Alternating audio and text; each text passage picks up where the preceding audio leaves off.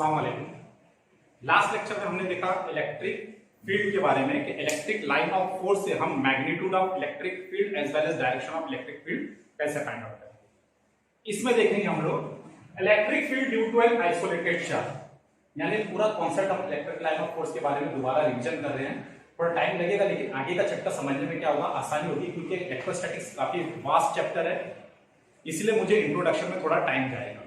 जैसे आपको इंट्रोडक्शन में अच्छे से अगर समझ में आ जाएगा इलेक्ट्रिक फील्ड क्या है, इलेक्ट्रिक लाइन ऑफ फोर्स क्या है, इलेक्ट्रिक लाइन ऑफ फोर्स की जरूरत क्यों है हमको, अगर ये अच्छे से समझ में आएगा तो हमको इलेक्ट्रिक फ्लक्स और गॉस लॉ और गॉसियन सरफेस भी समझ में आएगा।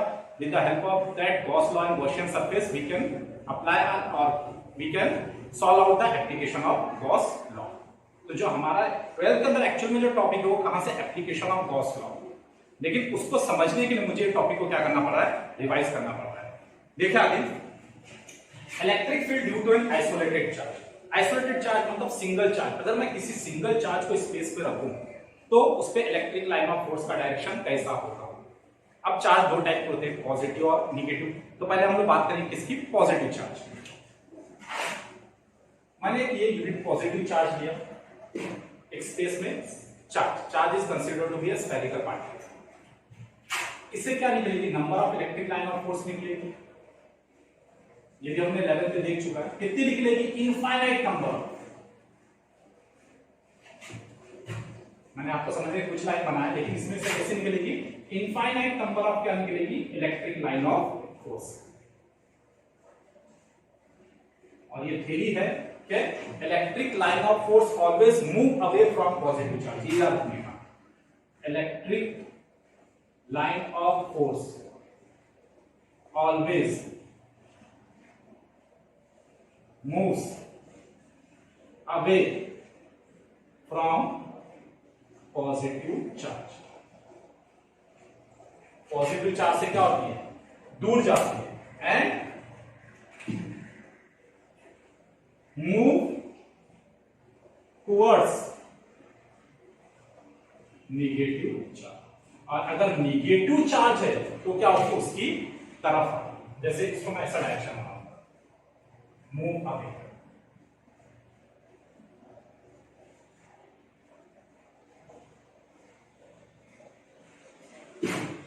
ऐसे अगर मैं निगेटिव चार्ज लेता हूं तो इसमें भी क्या होगी, infinite number of electric line of force निकलेगी, लेकिन इसका डायरेक्शन क्या होगा, टुवर्ड्स होगा। क्या होगा, टुवर्ड्स।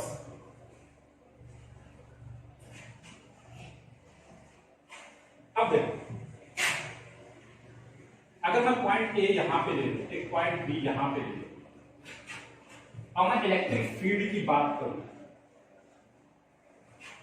अच्छे से बताओ कि electric field at point A पे डायरेक्शन किस तरफ होगा, इस तरफ होगा। और electric field at point B पे भी डायरेक्शन क्या होगा, सेम होगा। क्या मैं कह सकता हूं electric field at point A और electric field at point B क्या है, सेम है, डायरेक्शन दोनों का क्या है, सेम। अच्छा, अगर मैं एक पॉइंट यहां सी ले लूं तो इसका डायरेक्शन इस तरफ होगा। क्या मैं कह सकता हूं direction of electric field at point A and direction of electric field at point C इससे, तो बोलोगे नहीं, दोनों का डायरेक्शन क्या है, अलग है, क्योंकि ई क्या है, वेक्टर क्वांटिटी, जो डायरेक्शन पे भी क्या होती है, डिपेंड होती है। तो इसी लाइन के ऊपर ए और बी का डायरेक्शन क्या है, सेम। मैग्नीट्यूड की बात करें तो एक लाइन से तो काम नहीं चलेगा, हम ये लाइन को देख रहे हैं। जैसे जैसे हम देखो चार्ज से जैसे जैसे हम दूर जाते जा रहे हैं, लाइन का जो है क्राउड क्या है, कम होते जा रहा है, यानी डिस्टेंस क्या हो रहा है, बढ़ते जा रहा है। As the distance between the electric line of force goes on increasing, magnitude of E क्या होता है, डिक्रीज होता है। यानी I can say magnitude of A और B में क्या रिलेशन होगा, भले ही दोनों का डायरेक्शन क्या है, सेम है, लेकिन क्या होगा, B का क्या होगा, लेस होगा, और A का क्या होगा, ज्यादा होगा। यानी जैसे हम चार्ज के करीब रहेंगे इलेक्ट्रिक फील्ड की इंटेंसिटी क्या होगी, ज्यादा होगी। जैसे हम चार्ज से दूर जाएंगे इलेक्ट्रिक फील्ड की इंटेंसिटी क्या होगी, कम होगी। ये पॉइंट अच्छे से नोट डाउन करो। सिमिलरली यहां पर भी मैंने पॉइंट ए लिखा, यहां पे पॉइंट क्या लिखा, बी लिखा। अब बताओ दोनों तरफ इलेक्ट्रिक फील्ड का डायरेक्शन क्या होगा, टुवर्ड्स द चार्ज होगा। यहां पे भी डायरेक्शन क्या होगा, टुवर्ड्स द चार्ज। तो direction of electric field towards the negative charge होता है and direction of electric field away from the positive charge. याद रहेगा पॉइंट, क्या direction of electric field always moves away from positive charge. E का direction away from positive charge और electric field का direction towards the negative charge. लेकिन यहां magnitude जो point A के करीब होगा, चार्ज के करीब होगा, उसका मैग्नीट्यूड क्या होगा, ज्यादा होगा, और जो दूर रहेगा उसका मैग्नीट्यूड क्या होगा, कम होगा। क्योंकि जैसे जैसे हम चार्ज से दूर जाएंगे इलेक्ट्रिक लाइन ऑफ फोर्स का डिस्टेंस क्या होता जाता है, बढ़ता जाता है। तो इसके बारे में आइसोलेटेड चार्ज के बारे में। उसके बाद हमने एक पॉइंट और पढ़े थे, अगर दो चार्ज को एक दूसरे के करीब लाए, चाहे तो पॉजिटिव निगेटिव हो या दो पॉजिटिव हो या दो निगेटिव हो, दोनों में से जो लाइन निकलेगी वो क्या होनी चाहिए, एक पॉइंट पे जाके दोनों इंटरसेक्ट करनी चाहिए। लेकिन कहा जाता है कि electric line of force never intersect each other, एक दूसरे को इंटरसेक्ट नहीं करते। कैसे, पहले नोट डाउन करके फिर बताता हूं।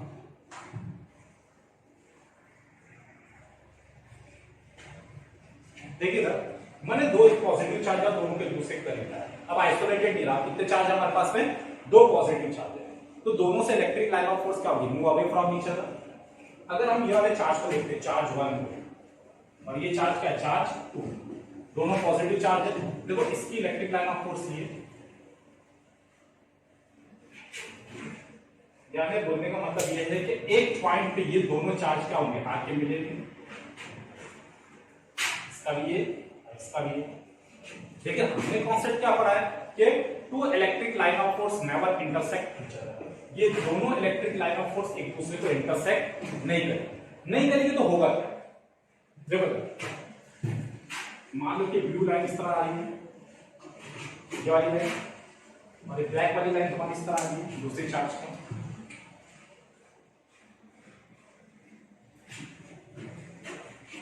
अगर मैं कहूं if I say magnitude of both the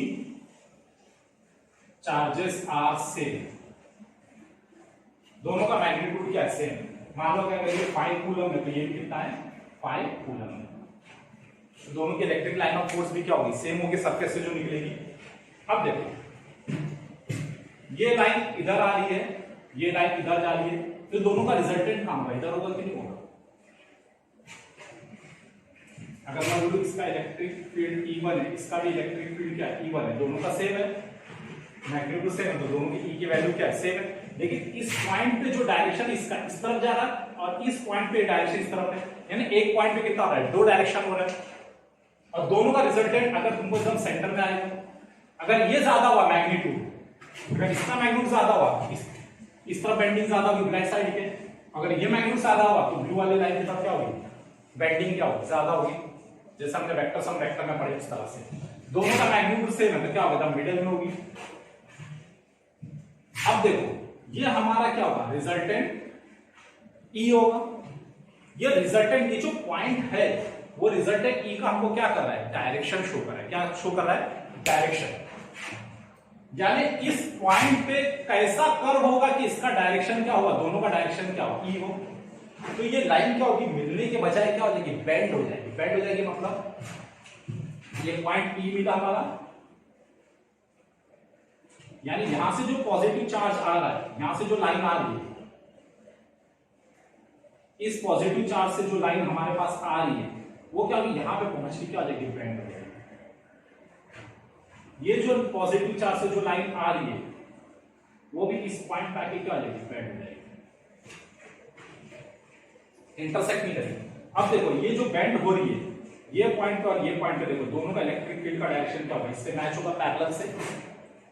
तो पॉजिटिव चार्ज से क्या होती है, लाइन क्या होती है, जब भी इंटरसेक्ट करने की बात आती है तो इंटरसेक्ट ना करने के बजाय उस पॉइंट पे ऐसे सर्कुलर क्या होती है, बेंडिंग हो जाती है। अंडरस्टूड, जिसका मैग्नीट्यूड ज्यादा रहेगा उसकी बेंडिंग ज्यादा होगी, जिसका मैग्नीट्यूड कम होगा उसकी बेंडिंग क्या होगी, कम होगी। इसलिए रिपल्जन होता है। देखो यहां से जितनी भी लाइन है, ये भी लाइन है, ये ऐसी बेंड होगी, यहां से ये बेंड होगी, यहां से ये बेंड होगी,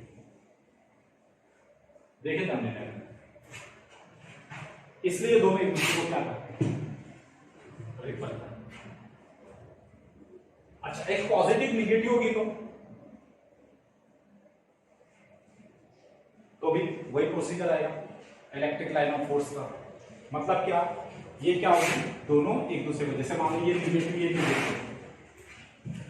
ये भी निगेटिव है, ये लाइन ऐसी आएगी, ये भी निगेटिव, इसकी लाइन क्या होगी, ऐसी आएगी, रिजल्टेंट क्या होगा, ऐसा आएगा। तो लाइन ऐसी बैंड होने की बजाय क्या होगी, इस तरह से टुवर्ड्स द चार्ज। अंडरस्टूड। तो ये था आइसोलेटेड चार्ज के बारे में, और लाइन क्या होती है, two line electric line of force never intersect each other. Understood, note down.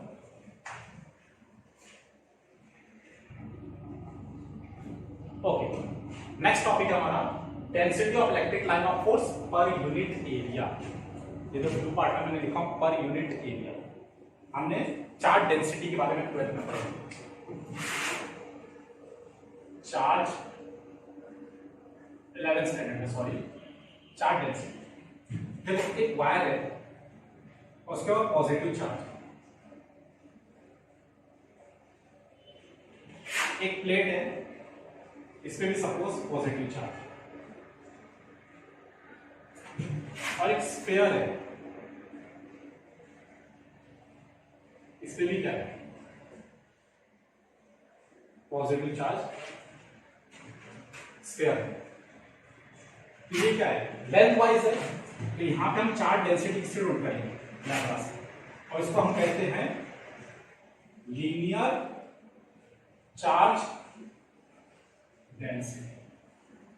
ये क्या होता है, चार्ज Q है तो हम क्या कहें, चार्ज पर यूनिट लेंथ, इसकी लेंथ सपोज है L। अगर एक प्लेट इसका एरिया A है और चार्ज Q है तो हम क्या कहेंगे, चार्ज पर यूनिट एरिया। इसको डिनोट करते हैं हम लोग सिग्मा से, और इसको हम कहते हैं सरफेस एरिया चार्ज डेंसिटी।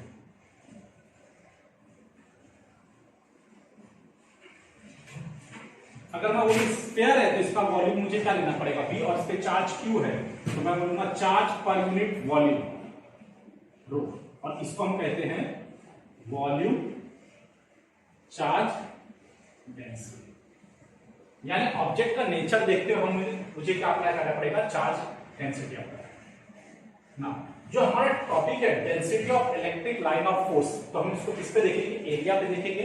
इसलिए मैं जो चार्ज डेंसिटी लूंगा वो कौन सा लूंगा, एरिया चार्ज डेंसिटी। अंडरस्टूड। इसका यूनिट जो होता है कूलम पर मीटर, इसका जो यूनिट होता है कूलम पर मीटर स्क्वायर, और इसका जो यूनिट होता है वो होता है coulomb per metre. Understood, note down करो।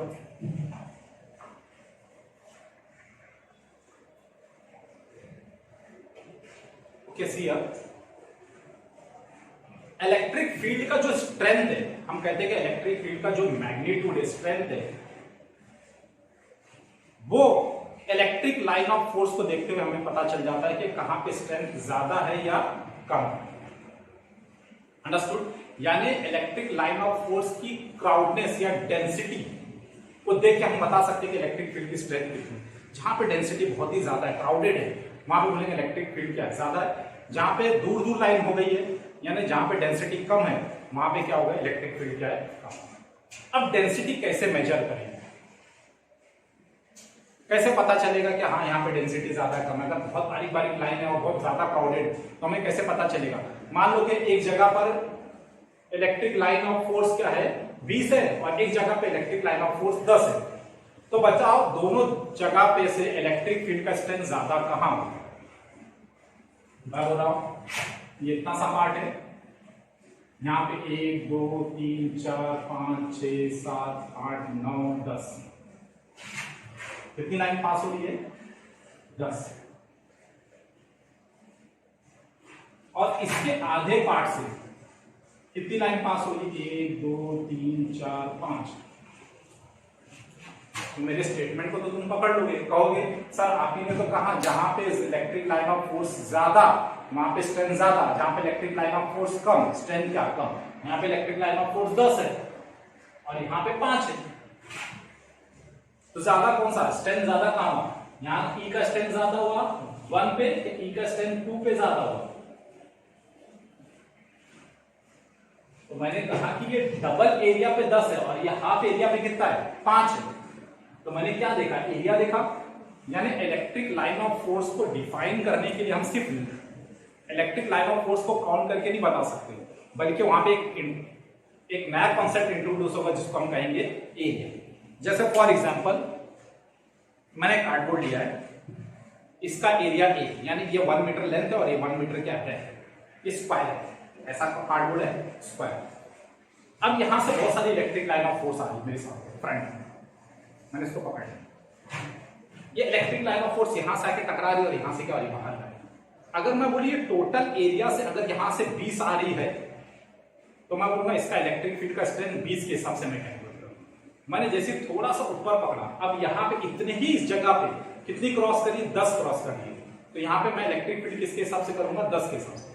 पहली पोजीशन किसके हिसाब से, 20 के हिसाब से, सेकंड पोजीशन कितने के हिसाब से, 10 के हिसाब से। अब ये बताओ कि इलेक्ट्रिक फील्ड का स्ट्रेंथ ज्यादा कहां होगा, ये फर्स्ट पोजीशन पे कि सेकंड पोजीशन? जाहिर सी बात है आप कहोगे किसपे, फर्स्ट पोजीशन। क्यों?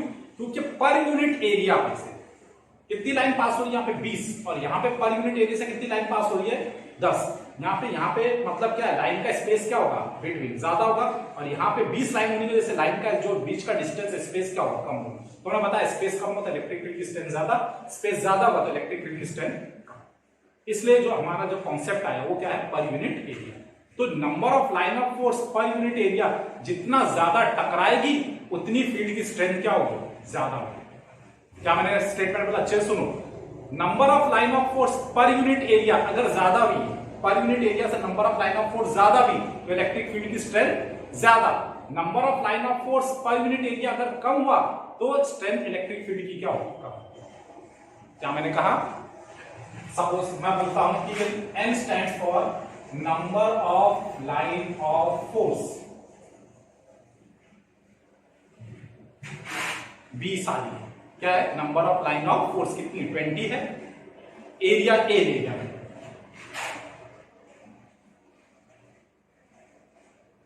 A stands for area। तो number of line of force per unit area, क्या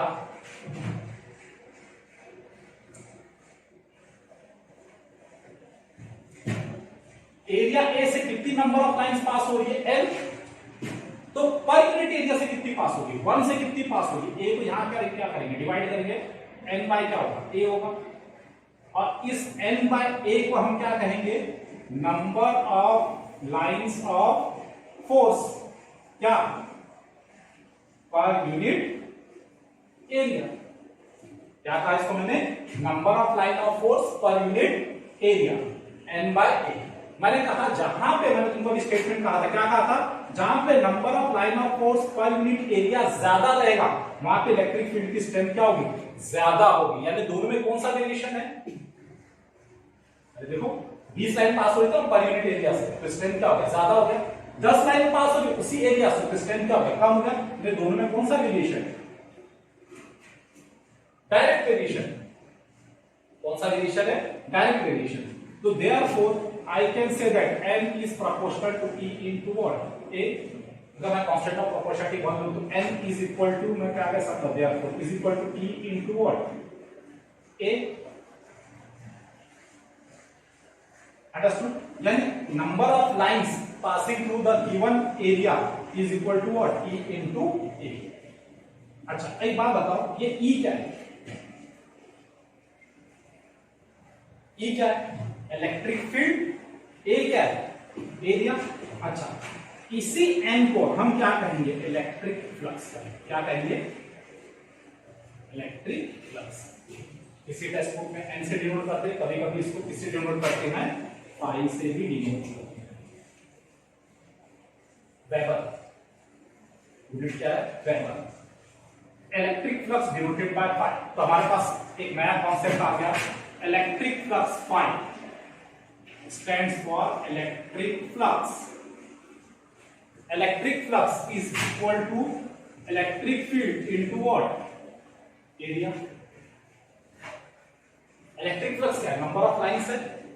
अच्छा नंबर जो होते हैं वो किसमें होते हैं, मैग्नीट्यूड में होते हैं, क्या उनका डायरेक्शन होता है, नहीं। यानी इलेक्ट्रिक फ्लक्स का एक नंबर है, वैल्यू है, उसका कोई डायरेक्शन नहीं है, यानी ये कौन सी क्वांटिटी है? It is a scalar quantity. कौन सी क्वांटिटी? Scalar quantity.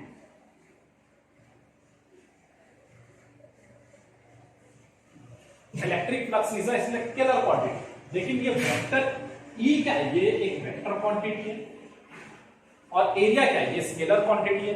अगर मैं किसी वेक्टर को स्केलर से मल्टीप्लाई करूं, सुनो अच्छे से, किसी वेक्टर को स्केलर से मल्टीप्लाई करूं तो मुझे आंसर क्या मिलेगा? वेक्टर। देखो ई क्या है? वेक्टर है, ए क्या है? स्केलर है। अगर मैं दोनों को मल्टीप्लाई करूं तो जो मुझे सॉल्यूशन मिलेगा वो कौन सा मिलेगा? वेक्टर मिलेगा ना। लेकिन फ्लक्स क्या बोल रहा है? It is a scalar. इसको स्केलर बनाने के लिए हमको ए भी क्या करना पड़ेगा? वेक्टर लेना पड़ेगा। ए का भी क्या करना पड़ेगा? वेक्टर लेना पड़ेगा। अब आप कहोगे कि ए का वेक्टर कैसे हो सकता है? मैं बताता हूं ए का वेक्टर कैसा होगा, समझे? तो vector E dot vector A, दोनों का डॉट प्रोडक्ट हमेशा क्या होता है? स्केलर। किसी दो वेक्टर का स्केलर प्रोडक्ट या डॉट प्रोडक्ट हमेशा क्या होता है? स्केलर होता है। तो हमारी बात सही। और we can say that phi is equal to magnitude of E into A cos theta. कहते ए डॉट बी क्या होता है? Vector A dot vector B क्या होता है? A B cos theta. यहां पे फ्लक्स इज इक्वल टू क्या होता है? E A cos theta. Where theta क्या है? Where theta is the angle between, इसके बिटवीन में वेक्टर ई एंड वेक्टर। समझे अच्छे से? तो इसको कॉपी करो, इसके बारे में हम स्टडी करेंगे एरिया वेक्टर। नेक्स्ट टॉपिक क्या आएगा हमारा? Area vector. तो देखेंगे एरिया वेक्टर क्या है।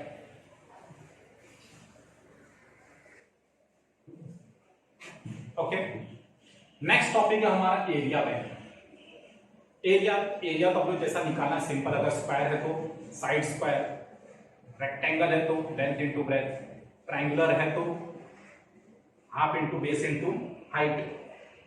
इस तरीके से हम एरिया फाइंड आउट कर सकते हैं। लेकिन एरिया वेक्टर मतलब मैग्नीट्यूड के साथ साथ उसका क्या है? डायरेक्शन भी है। अब ये डायरेक्शन होता कैसे वो उसके बारे में अच्छे से समझेंगे। अब एरिया यहाँ पे अगर हम लोग इलेक्ट्रोस्टैटिक्स की बात करें तो यहाँ पे दो टाइप के एरिया आ जाते हैं हमारे, एक प्लेन एरिया और एक क्या हो? Curve area. जैसे फॉर एग्जांपल ये डस्टर तुम देख रहे हो, देखो इस साइड का जो एरिया हो कैसा एरिया तुम्हारा? Plain area. और ये जो एरिया, ये कौन सा एरिया है? Curve area. अंडरस्टूड? मैं बना देता डायग्राम। ये तुम्हारा क्या है? प्लेन एरिया है, और ये क्या है तुम्हारा? एक कर्व एरिया। इसको मैं बोलूंगा कर्व एरिया, और ये क्या तुम्हारा? Plain area.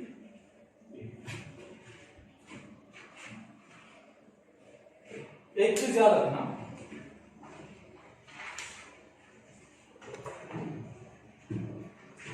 वेक्टर का जो डायरेक्शन है एरिया वेक्टर, इसका एरिया सपोज यहां से यहां तक है, इसका एरिया का होता है ए है, तो इसका डायरेक्शन क्या आता है? ऐसा परपेंडिकुलर टू द प्लेन, और कैसा आता? आउटवर्ड, आउटवर्ड दी प्लेन के परपेंडिकुलर, और डायरेक्शन कैसा होगा? आउटवर्ड होगा। कैसे?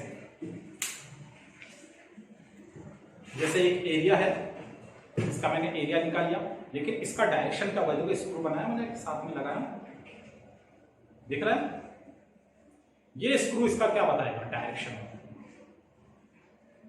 तो ये तुम्हारा क्या हो गया? Area vector. अच्छा, अगर मैं सरफेस को बेंड करूं तो ये स्क्रू भी क्या होगा? साथ में बेंड हो रहा है। ये हमेशा क्या रहेगा? परपेंडिकुलर। तो एरिया वेक्टर का डायरेक्शन चेंज हो गया, अब चेंज हो गया, अब चेंज हो गया, अब चेंज हो गया। यानी ये जैसे मैं अगर देख रहा हूं इसको एरिया को, तो ये स्क्रू कहां रहा है? मेरी तरफ आ रहा है, यानी टुवर्ड्स द ऑब्जर्वर। ये डायरेक्शन हमेशा कैसा रहेगा? Towards the observer. अगर ऐसा आ रहा है तो अब मैं इधर से वॉच कर रहा हूं, टुवर्ड्स द ऑब्जर्वर। ऐसा नहीं वॉच करेगा, अवे फ्रॉम द, हमेशा क्या रहेगा? फेस सामने से देखो। It always acts towards the observer. Understood? लेकिन अगर कर्व की बात आई तो एरिया वेक्टर क्या होगा? तो क्या करेंगे हम लोग? छोटे छोटे एरिया को क्या करेंगे? छोटे छोटे पार्ट में डिवाइड करेंगे। मान लो ये एरिया क्या हो गया? DA1, ये एरिया क्या हो गया? DA2, वैसी DA3, फिर DA4, यहां से यहां तक उसको छोटे छोटे पार्ट में डी पार्ट में डिवाइड करें, यानी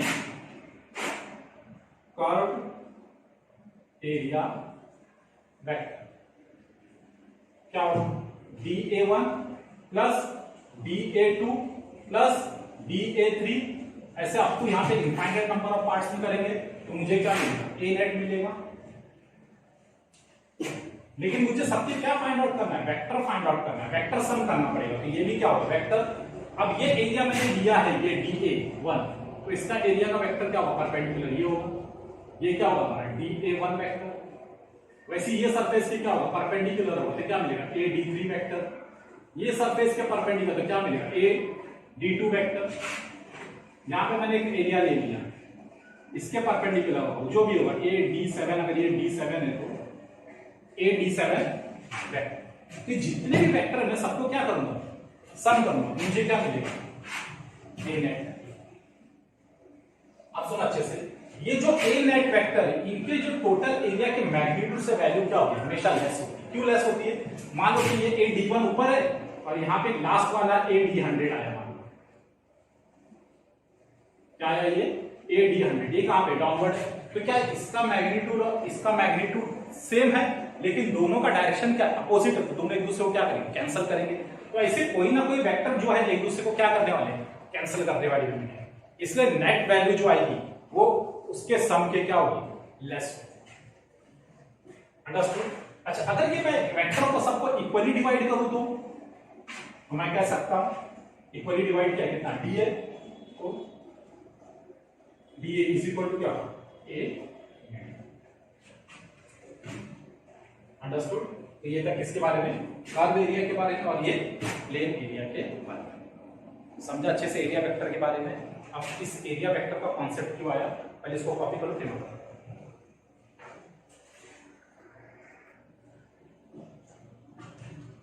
देखो एरिया वेक्टर का कॉन्सेप्ट क्यों इंट्रोड्यूस करो, सुनो अच्छे से।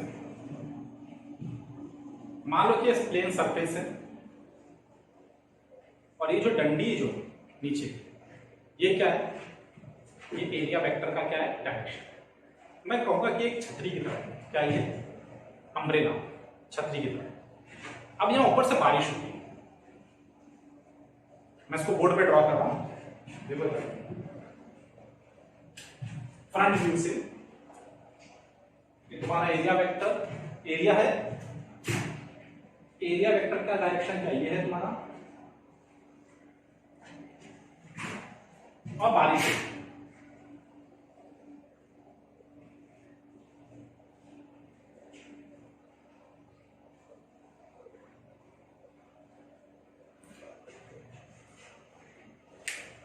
ये मान लो तुम्हारी बारिश।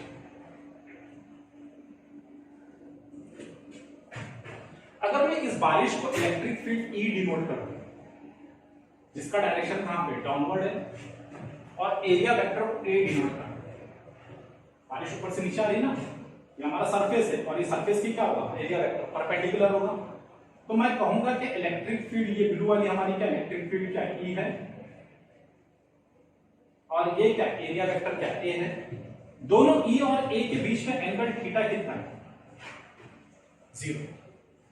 एंगल थीटा कितना है, 0।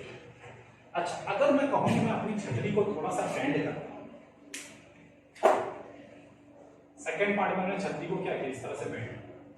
जैसे मैंने छतरी को बेंड किया तो इसके साथ ये जो स्क्रू, ये भी ऐसी बेंड होगा, हमारा परपेंडिकुलर हो जाएगा। अब तुम्हारा एरिया वेक्टर ये हो गया, एरिया वेक्टर क्या हो गया, ये हो गया। लेकिन बारिश कैसे हो रही है, नीचे हो रही है, इलेक्ट्रिक फील्ड का डायरेक्शन क्या, डाउनवर्ड, और एरिया वेक्टर इधर है, तो दोनों के बीच में अब एंगल कितना होगा, थीटा। क्या यहाँ पे cos थीटा 0 होगा, नहीं।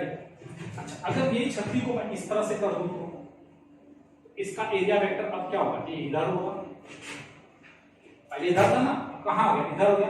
अब ये एंगल थीटा कितना हो गया, 9। थीटा कितना हो गया, 9। अब सुनो अच्छे से, पहले मैंने कार्डबोर्ड ऐसा पकड़ा तो इस पे क्या होता, बारिश के छींटे ज्यादा पड़ रहे थे। जैसे मैंने छतरी को ऐसा कर दिया, अब पहले कितनी लाइन पास हो रही थी,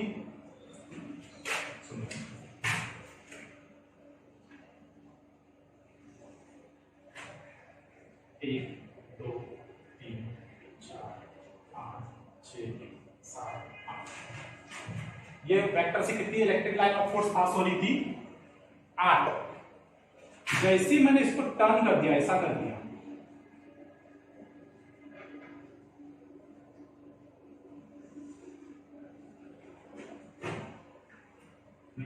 यहां तक पहुंची ना,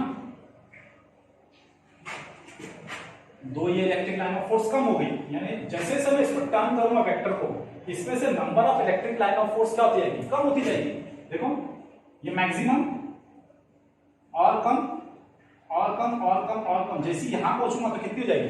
0। देखो एरिया वेक्टर इधर हो गया, पहले एरिया वेक्टर नीचे था, अब यहां से यहां हो गया, तो कितनी हो गई? 0।